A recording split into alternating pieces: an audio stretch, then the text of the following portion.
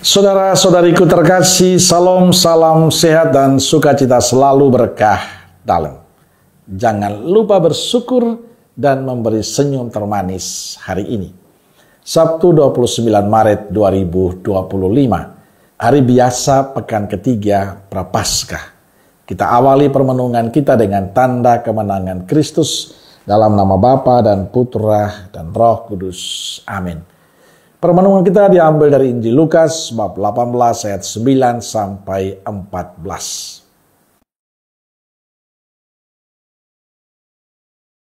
Dan kepada beberapa orang yang menganggap dirinya benar dan memandang rendah semua orang lain, Yesus mengatakan perumpamaan ini. Ada dua orang pergi ke bait Allah untuk berdoa. Yang seorang adalah Farisi dan yang lain pemungut cukai. Orang Farisi itu berdiri dan berdoa dalam hatinya begini. Ya Allah, aku mengucap syukur kepadamu, karena aku tidak sama seperti semua orang lain. Bukan perampok, bukan orang lalim, bukan pezina, dan bukan juga seperti pemungut cukai ini. Aku berpuasa 2 kali seminggu. Aku memberikan 1/10 dari segala penghasilanku. Tetapi pemungut cukai itu berdiri jauh-jauh. Bahkan ia tidak berani menengadah ke langit, melainkan ia memukul diri dan berkata, Ya Allah, kasihanilah aku orang berdosa ini. Aku berkata kepadamu, orang ini pulang ke rumahnya sebagai orang yang dibenarkan Allah, dan orang lain itu tidak. Sebab barang siapa meninggikan diri, ia akan direndahkan, dan barang siapa merendahkan diri, ia akan ditinggikan. Saudara-saudariku terkasih, Yesus menyampaikan perumpamaan saat berhadapan dengan beberapa orang yang menganggap dirinya benar dan memandang rendah semua orang lain. Ada dua orang yang pergi ke bait Allah untuk berdoa. Mereka adalah orang Farisi dan seorang pemungut cukai. Ketika orang Farisi berdoa, ia berdoa dengan dirinya sendiri. Ia bukan berdoa dengan Allah. Karena ia memuji dirinya, ia mengatakan kalau ia tidak sama dengan pemungut cukai. Bahkan ia mengatakan telah menunaikan kewajiban, telah beribadah dan memberi persepuluhan. Ia bukannya mengucapkan syukur atas segala kebaikan yang ia terima dari Allah.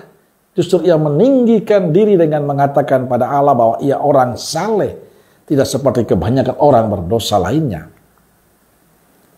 Dengan melakukan semuanya itu, ia tidak menunjukkan kesungguhan hati, melainkan keangkuhan, kesombongan.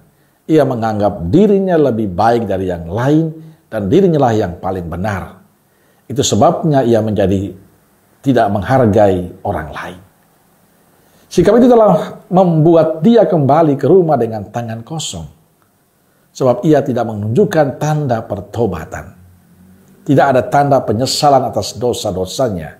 Ia lebih merasa cemas akan dosa-dosa orang lain daripada dosanya sendiri. Sedangkan pemungut cukai yang menyadari kalau dirinya orang berdosa. Ia bahkan tidak berani menengadah ke langit, melainkan memukul diri dan meminta agar Allah mengasihaninya. Karena merasa dirinya tidak layak. Pemungut cukai bersikap rendah hati dengan mengungkapkan pertobatannya. Ia memukul diri, merendahkan diri, mengakui dosanya, dan menyadari kebutuhannya akan Tuhan. Karena itu biarpun berdosa, si pemungut cukai kembali ke rumah sebagai orang yang dibenarkan Allah. Belajar dari dua kisah di atas, mari kita mengoreksi diri. Apakah motivasi kita dalam doa sudah benar atau tidak? Bila tidak, belum terlambat bagi kita untuk mengubahnya. Karena Allah mengenal hati kita. Sikap hati yang benar dan sangat dibutuhkan bagi kita saat kita datang kepada Tuhan adalah dengan kerendahan hati. Maka betapa pentingnya sikap rendah hati dalam doa-doa kita. Ketulusan kita, kerendahan hati kita, kejujuran kita menjadi kunci dalam setiap doa-doa kita, tapi juga dalam hidup kita bersama dengan yang lain.